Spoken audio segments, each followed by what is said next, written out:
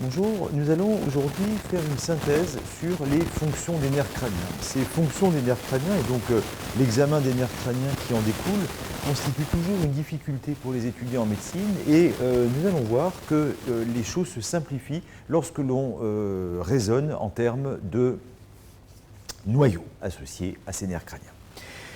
Les nerfs crâniens, par définition, sont des nerfs, c'est-à-dire du système nerveux périphérique, qui naissent du tronc cérébral. Deux d'entre eux, ils sont au nombre de 12, numérotés de 1 à 12 en chiffres romains, et les deux premiers ne constituent pas, à proprement parler, des nerfs crâniens, dans la mesure où, constitués de deux taux neurones de voie sensorielle, ils sont plus considérés comme des expansions du système nerveux central. Je vous propose de les reprendre par ordre croissant, du 1 olfactif au 12 hypoglosse, et résumer leurs fonctions ainsi que leur examen clinique. Pour cela, nous représenterons de façon schématique la vue postérieure orientée crânialement et du côté droit du tronc cérébral dont vous voyez apparaître les trois étages, l'étage mésencéphalique, l'étage pontique et l'étage médulaire, la moelle allongée.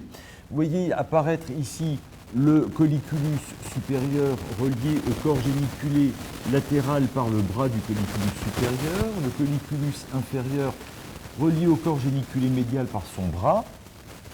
Nous avons retiré ici voile médulaire supérieure et toile choroïdienne du quatrième ventricule, faisant ainsi apparaître le plancher du quatrième ventricule, séparé en deux triangles par les stries acoustiques dorsales.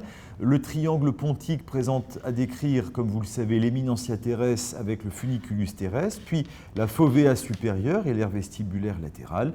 Vers le bas, il s'agira du triangle du 12 hypoglosse, du triangle du vague vers le bas, la fovea inférieure, plutôt creusée, avec l'aire vestibulaire latéralement.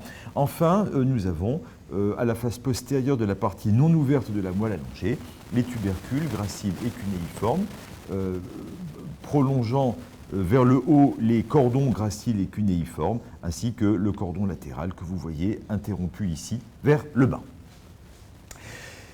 Le 1, nerf olfactif, est associé, comme son nom l'indique, aux voies de l'olfaction. On ne le voit pas ici sur cette vue postérieure puisque c'est une structure qui se situe tout à fait en avant. Les nerfs olfactifs constituent cette petite particularité que nous avions décrite à l'instant, car en réalité, ce qu'on entend par nerf olfactif constitue le point de départ des voies de l'olfaction. Si nous représentons ici une vue schématique montrant la tache jaune, donc la muqueuse olfactive, la lame criblée de l'ethmoïde, au-dessus de laquelle se place le bulbe olfactif prolongé par le tractus olfactif en arrière, c'est bien au sein de l'épithélium olfactif que se placent les premiers neurones, les protoneurones des voies de l'olfaction, dont les terminaisons libres des dendrites sont libres dans la fosse nasale, où ceux-ci vont être stimulés, et dont les axones vont venir traverser la lame criblée de l'ethmoïde pour venir se terminer alors dans le bulbe olfactif, où se placent les cellules mitrales dont les axones vont venir constituer les tractus olfactifs et se terminer majoritairement sur le cortex entorhinal. Ce que l'on entend par nerf olfactif, ce sont bien donc tous ces filets qui traversent la lame criblée de l'ethmoïde, et donc on est bien d'accord que dans le bulbe olfactif et dans le tractus qui le prolonge vers l'arrière, nous avons bien ici les deux taux neurones de ces voies de l'olfaction. C'est la raison pour laquelle ces structures sont considérées réellement comme des expansions du cerveau. Le 2, nerf optique, est annexé aux voies de la vision. Ces nerfs optiques naissent en arrière du bulbe de l'œil et vont véhiculer les informations visuelles qui sont captées par les rétines. Il faut revoir le cours sur les voies visuelles, mais vous savez que les neurones qui proviennent des champs nasaux de la rétine croisent la ligne médiane au niveau du chiasma optique et rejoignent le corps géniculé contralatéral, alors que les neurones qui proviennent de la partie temporale de la rétine, eux, ne croisent pas au niveau du chiasma, restent homolatéraux et rejoignent donc le corps géniculé du même côté. C'est la raison pour laquelle ces nerfs, lorsqu'ils sont atteints, entraîneront des interruptions du champ visuel, avec, lorsqu'il s'agit d'une lésion du nerf optique, une cécité du même côté.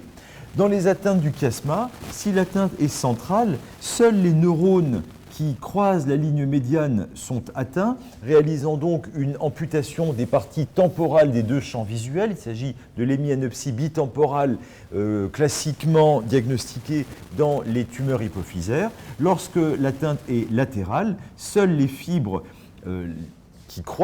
seules les fibres qui captent le champ visuel contralatéral sont atteintes. Il s'agira donc d'hémianopsie latérale homonyme, contralatérale à la lésion. On observera la même chose, voire des quadranopsies en fonction de l'importance de la lésion, dans des lésions plus postérieures du tractus optique, du corps géniculé latéral, d'où partent alors les radiations optiques. Donc, nerfs optiques, et là, de la même manière, les neurones, les axones, en réalité, qui constituent les nerfs optiques, le chiasma optique et les tractus, sont des deutoneurones, le protoneurone visuel étant strictement intra-rétinien. Ces deux premiers nerfs sont très particuliers, on les laissera de côté pour s'intéresser maintenant au nerf numéro 3, qui est le nerf oculomoteur. Pour comprendre la fonction de ces nerfs, il faut raisonner en colonnes de neurones. Et vous savez que dans la tronc cérébral, les colonnes de neurones s'organisent depuis la ligne médiane en une partie qui est motrice volontaire, constituée en réalité de motoneurones, puis une partie intermédiaire végétative qui est d'abord viscérosensitive, ou viscéromotrice, puis viscérosensitive, et la partie la plus latérale est la partie qui est sensitive somatique. Alors, pour comprendre cela, il faut se rappeler qu'à un stade primitif, le névrax s'organise en lame fondamentale antérieure, en lames alaires postérieures, qui formeront les futures cornes postérieures de la moelle et cornes antérieures respectivement, et que entre les deux, la partie intermédiaire va être annexée à des fonctions végétatives, viscéromotrices en avant, viscérosensitives en arrière. Lorsque le tronc cérébral s'ouvre en arrière en regard du quatrième ventricule, tout se passe comme si le névrax s'ouvrait selon cet axe et s'étalait dans le sens transversal, avec donc les cavités notamment du quatrième ventricule qui se placent en arrière, et donc de façon tout à fait logique, et ce de chaque côté, eh bien, les neurones qui sont dérivés de la lame fondamentale et donc qui sont des motoneurones se placent dans la région paramédiane, puis nous aurons les neurones qui sont viscéromoteurs, puis la partie viscérosensitive qui se place tout à fait en dehors, puis nous allons avoir les portions sensitives, d'abord de la sensibilité extéroceptive, et on va tout à fait latéralement retrouver les neurones des noyaux vestibulaires et cochléaires qui constituent une partie particulière propre au tronc cérébral. Et donc il faut pour chaque nerf crânien raisonner en le nerf a-t-il un noyau de la motricité volontaire, c'est-à-dire des motoneurones qui constituent des colonnes soit somitomotrices, soit branchiomotrices, en fonction de si le muscle qui est innervé par le nerf en question est dérivé d'un somite ou d'arcs branchiaux. Ensuite, avons-nous un noyau viscéromoteur? Y a-t-il une viscérosensibilité, une somatosensibilité? Et bien sûr, le 8, on le laisse de côté. Alors le 3 tout d'abord. Eh bien le 3, effectivement, est annexé à, d'abord, un noyau somitomoteur. C'est le noyau somitomoteur du 3 nerf oculomoteur, et ce nerf oculomoteur, eh bien, il va permettre l'orientation du regard dans la plupart des directions, et ainsi, pour comprendre et pour se rappeler du rôle du 3 dans la motricité extrinsèque de l'œil, il vaut mieux raisonner par exclusion, se rappeler que le regard latéral sur un œil droit, ici en vue antérieure, c'est le 6 abducens par l'innervation du muscle droit latéral, et que le regard en bas et latéralement, c'est le 4, nerf trochléaire, qui commande le muscle oblique supérieur de l'œil. Eh bien, le 3, nerf oculomoteur, c'est toutes les autres orientations du regard. Le 3, nerf oculomoteur, commande par ailleurs au muscle élévateur de la paupière supérieure, muscle élévateur de la paupière supérieure, qui permet donc d'ouvrir la fente palpébrale, là où la fermeture de la fente palpébrale par le muscle orbiculaire est assurée par le nerf facial.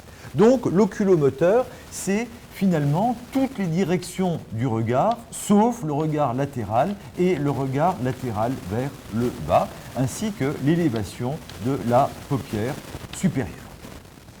Le 3 oculomoteur présente par ailleurs un noyau végétatif qui lui est associé. Il a donc un contingent viscéromoteur.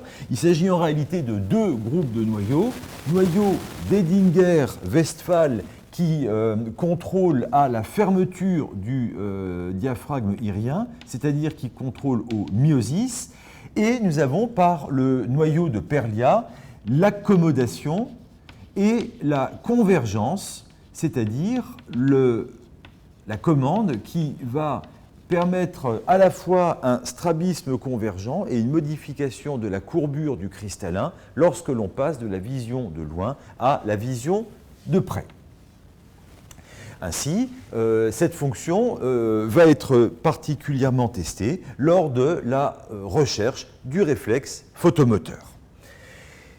Le 4, nerf trochléaire, est un nerf qui est associé à un noyau sommitomoteur qui se place dans le plan du colliculus inférieur, et le 4 trochléaire commande un seul muscle extrinsèque de l'œil, c'est le muscle oblique supérieur de l'œil qui porte le regard en bas et latéralement.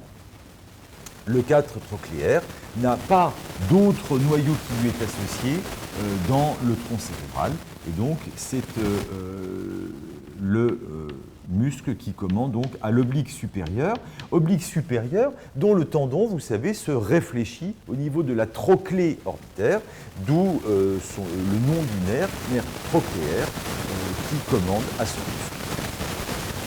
Le 5 est le nerf trijumeau. Ce nerf trijumeau est un nerf mixte qui présente tout d'abord un noyau branchiomoteur qui commande, pour faire simple, au muscle permettant le serrage des dents. C'est le principal, le territoire moteur du trijumeau concerne les muscles temporaux, masséters, ptérygoïdiens médiaux, et donc c'est le nerf du serrage des dents, nerf de la mastication. Mais le nerf trijumeau est surtout un nerf sensitif. Il présente un volumineux noyau sensitif avec un contingent pontique principal, une racine mésencéphalique, une racine médulaire, et ce noyau sensitif du nerf trijumeau va recueillir la sensibilité de la peau, de la face et des cavités de la face. Le trijumeau, si on le représente en projection sur une tête, ici vue de profil, présente un ganglion sensitif, le ganglion trigéminal, naissant de la réunion de trois nerfs. Le nerf ophtalmique qui recueille la sensibilité de la peau, du front, de la paupière supérieure ainsi que du dos du nez, c'est-à-dire de l'étage supérieur de la face, 5.1 ophtalmique. Il est également constitué par un contingent maxillaire, 5,2, recueillant la sensibilité de la paupière inférieure, de la partie latérale du nez ainsi que de l'aile du nez, de la joue et de la lèvre supérieure. C'est l'étage moyen de la face.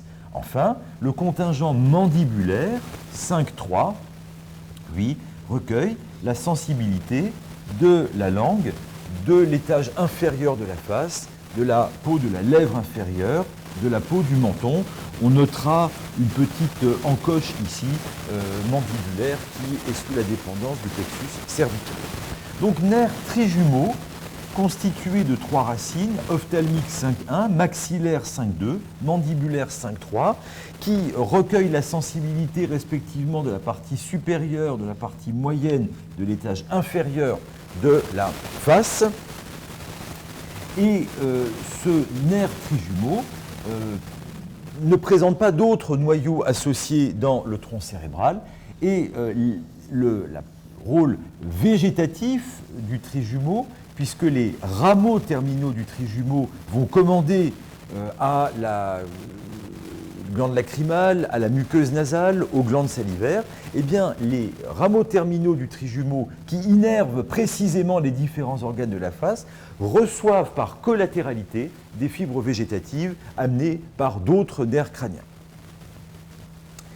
Le nerf 6 est le nerf abducens. Le nerf abducens présente un noyau sommitomoteur qui se projette en regard de l'éminentia terrestre et qui commande à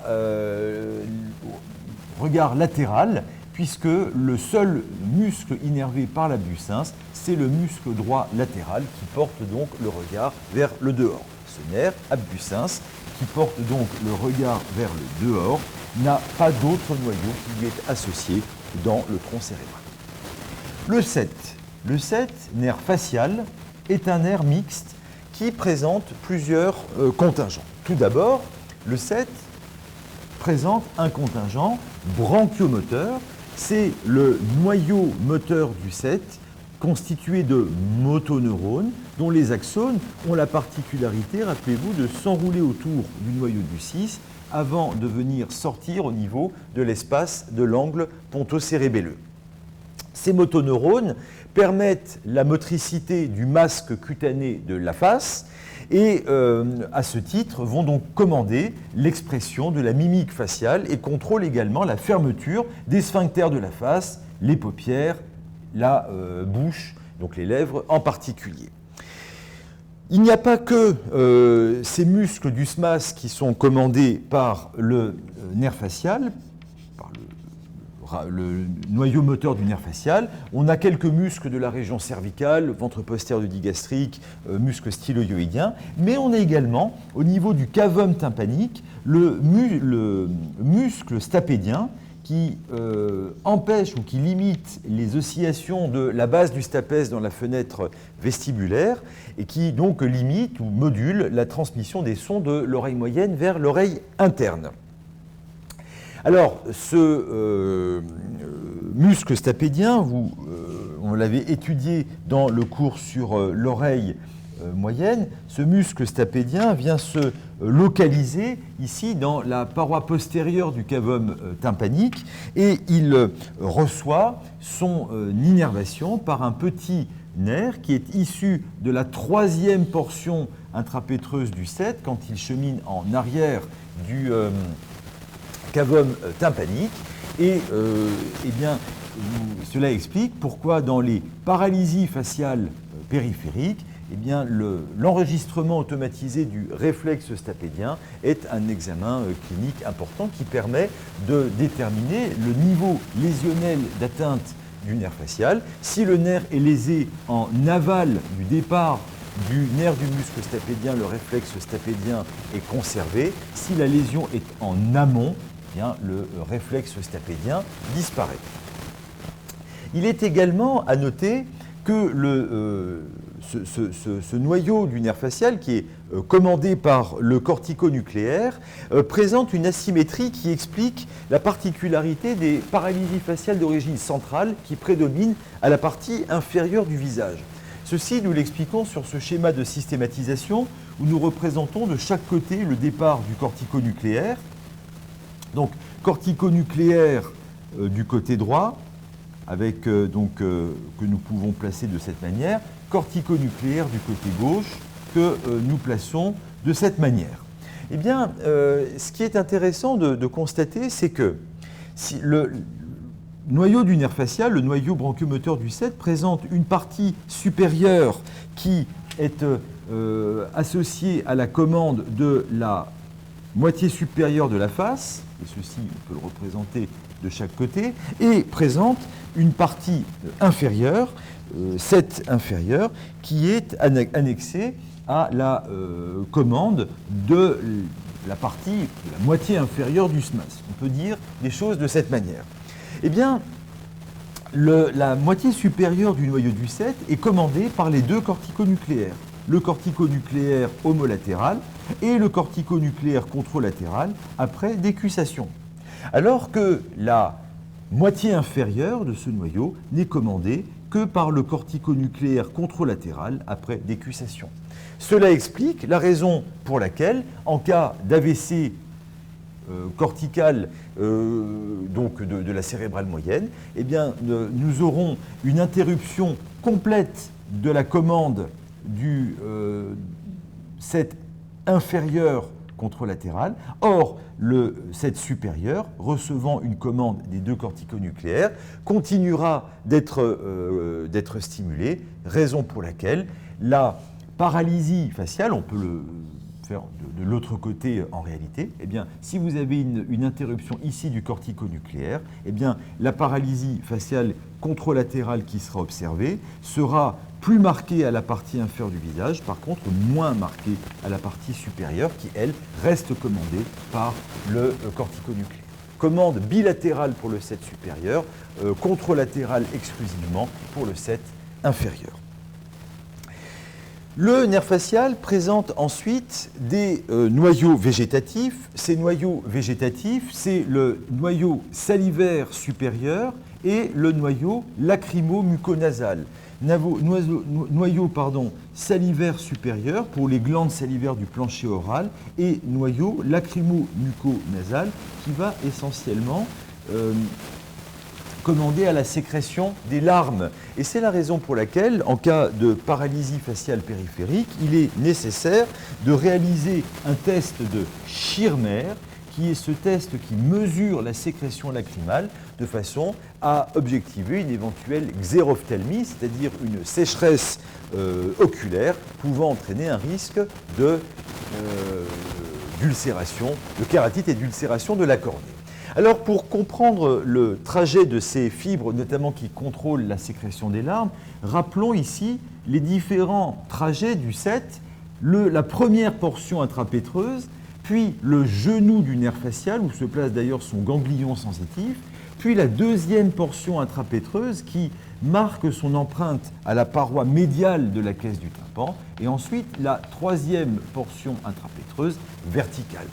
Eh bien, les fibres de la lacrymation qui partent du tronc cérébral accompagnent la première portion intrapétreuse, puis quittent le nerf facial au niveau de son genou, partent donc dans les nerfs pétreux qui rejoignent le ganglion ptérygopalatin annexé au 5-2.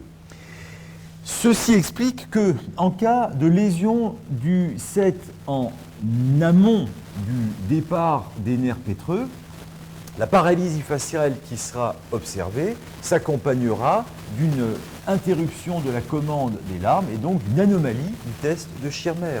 En revanche, en cas d'atteinte du nerf facial en aval du départ de ces nerfs pétreux, la paralysie faciale observée n'entraînera pas d'anomalie particulière de ce test de Schirmer. Commande motrice volontaire, commande végétative, enfin le rôle sensitif du nerf facial. Le 7 nerf facial est annexé au noyau du tractus solitaire, que l'on peut représenter comme ça, et le noyau du tractus solitaire annexé au 7 permettra deux fonctions. La fonction de la gustation des 2/3 antérieurs de la langue, ces fibres arrivant au nerf facial captées par le nerf lingual par l'intermédiaire du nerf de la corde du tympan, et c'est comme ça que ces fibres gustatives prises en charge par le lingual vont quitter le 5 pour rejoindre alors le 7 nerf facial et être intégré sur le noyau du tractus solitaire. Et ce noyau solitaire recevra également des informations sensitives cutanées de la zone de Ramsay-Hunt.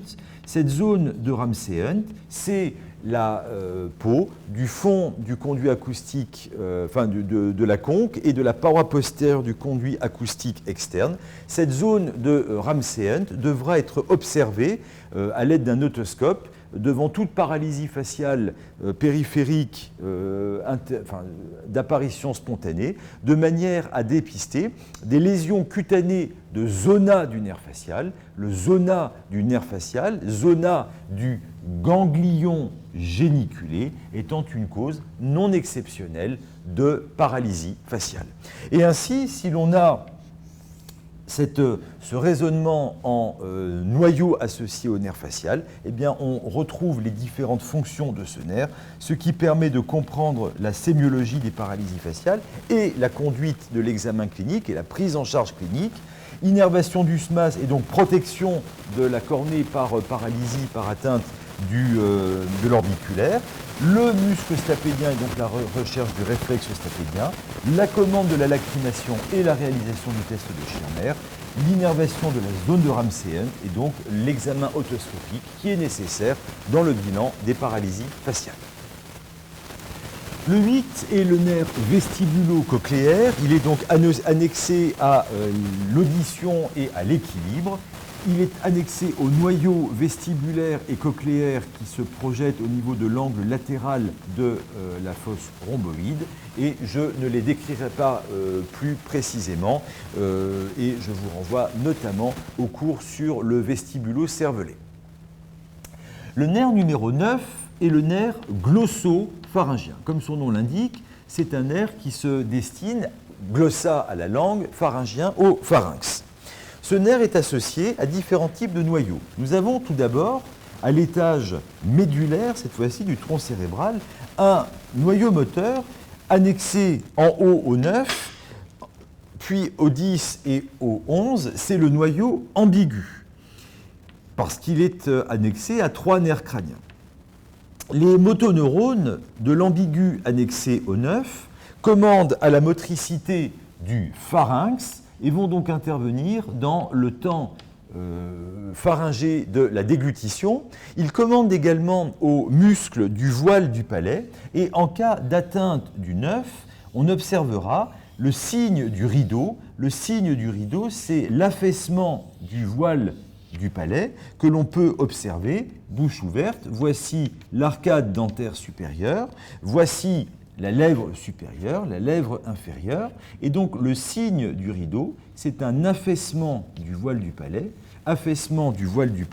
du côté paralysé, qui donc est comparé à un rideau qui va partiellement couvrir une fenêtre. On va par exemple observer ce signe du rideau dans le syndrome de Wallenberg homolatéral. Le 9 glossopharyngien est annexé à un noyau viscéromoteur, c'est le noyau salivaire inférieur qui commande, pour faire simple, la sécrétion de la glande parotide. Le 9, nerf glossopharyngien, est annexé au noyau du tractus solitaire où se projettera de la sensibilité pharyngée, donc le noyau du tractus solitaire, sensibilité pharyngée, mais également on aura des informations sensitives de la racine de la langue et des informations gustatives, donc le goût, du tiers postérieur de la langue. Il existe d'ailleurs au sein de ce noyau solitaire un noyau gustatif annexé au 7 et au 9, c'est le noyau gustatif décrit par Najot. Dans les atteintes du 9, avec atteinte, donc anesthésie de la racine, anesthésie sensitive et gustative de la racine de la langue, disparaîtra le réflexe nauséeux. Le réflexe nauséeux, qui est annexé au nerf glossopharyngien 9, est le déclenchement d'un réflexe de nausée et de vomissement à la stimulation sensitive de la racine de la langue. Le 10, nerf vague, est également un nerf mixte qui est associé à plusieurs types de noyaux. On a tout d'abord un noyau branchiomoteur, c'est l'ambigu annexé au 10, nerf vague, qui commande à la motricité du pharynx avec le 9 dans le cadre du plexus pharyngien et du larynx, c'est en effet le 10 qui donne les nerfs laryngés supérieurs et inférieurs, assurant la commande motrice du larynx, donc de la phonation. Le 10 est associé à un volumineux noyau viscéromoteur, c'est le noyau dorsal du nerf vague, noyau cardio-pneumo-entérique de l'ancienne nomenclature, qui assure l'innervation parasympathique des organes du thorax et de l'abdomen. Au niveau du thorax, il sera bronchoconstricteur, il sera cardio-modérateur, et dans l'abdomen, il participe à la modulation du péristaltisme digestif et participe à la sécrétion des glandes annexées à l'appareil digestif. Enfin, le 10 est annexé au noyau du tractus solitaire pour la sensibilité viscérale et il aura également, de manière plus accessoire, un territoire cutané du pavillon de l'oreille, base peut-être de l'auriculothérapie, et un territoire sensitif au niveau du pilier antérieur de la loge tonsillaire, c'est-à-dire dans la cavité buccale. Le 11 est le nerf accessoire. Ce nerf accessoire ne présente qu'un seul noyau qui lui est associé dans le tronc cérébral, c'est la partie inférieure du noyau ambigu. Ce nerf commande deux muscles, le muscle trapèze et le muscle sternocléido-mastoïdien. Au niveau du trapèze, le chef supérieur de ce muscle est un élévateur de l'épaule et donc c'est ce mouvement d'élévation de l'épaule qui sera testé dans l'examen clinique des nerfs crâniens. D'un point de vue fonctionnel, le muscle trapèze et le muscle sternocléido-mastoïdien partagent une fonction commune, c'est la rotation contralatérale de la tête, et vous vous en rappelez, le 11 est le noyau du 11, donc l'accessoire annexé au 11, est relié par le tractus longitudinal médial au noyau du 6, au noyau du 4, au noyau du 3, et ceci de manière bilatérale, c'est ce qui permet la commande synchronisée de la rotation de la tête et du mouvement des yeux, c'est l'oculocéphalogyrie, qu'elle soit volontaire ou réflexe. Enfin, le 12 nerf hypoglosse est un nerf qui est strictement moteur. Il est annexé à un noyau somitomoteur qui va soulever ici le triangle de l'hypoglosse dans la région du pont, et l'hypoglosse commande la motricité de la langue du même côté. C'est le muscle de l'hémilangue du même côté. Je rappelle, et ça sera la fin de cet exposé, sur une vue inférieure ici du plancher oral, que chaque moitié de la langue est commandée par un nerf hypoglosse. L'hypoglosse droit commande l'hémilangue droit, et l'hypoglosse gauche commande l'hémilangue gauche. En cas d'atteinte du 12 d'un côté, le patient, lorsqu'on fera tirer la langue, présentera une déviation de la langue du côté atteint. Pourquoi ? Eh bien parce que lorsqu'il existe une section, une lésion du 12, ici du 12 gauche, nous observerons un affaiblissement et donc une paralysie des muscles de l'hémilangue du même côté, une paralysie flasque, ce qui va d'ailleurs entraîner à terme une diminution du volume de la langue du côté lésé, alors que de l'autre côté, les muscles qui gardent leur tonus vont pousser les muscles qui sont atteints de paralysie flasque, vont en quelque sorte prendre la place, ce qui fait que la langue sera en propulsion déviée du côté de la lésion. On dit que en cas d'atteinte périphérique du 12, le patient montre le côté de la lésion avec sa langue, et donc c'est un des rares cas en sémiologie du système nerveux où la manifestation clinique est homolatérale à la lésion. Vous voyez donc que le raisonnement en termes de noyau associé à tel nerf permet de mieux comprendre sa fonction, d'en déduire les atteintes pathologiques et ainsi de mieux comprendre l'examen des nerfs crâniens.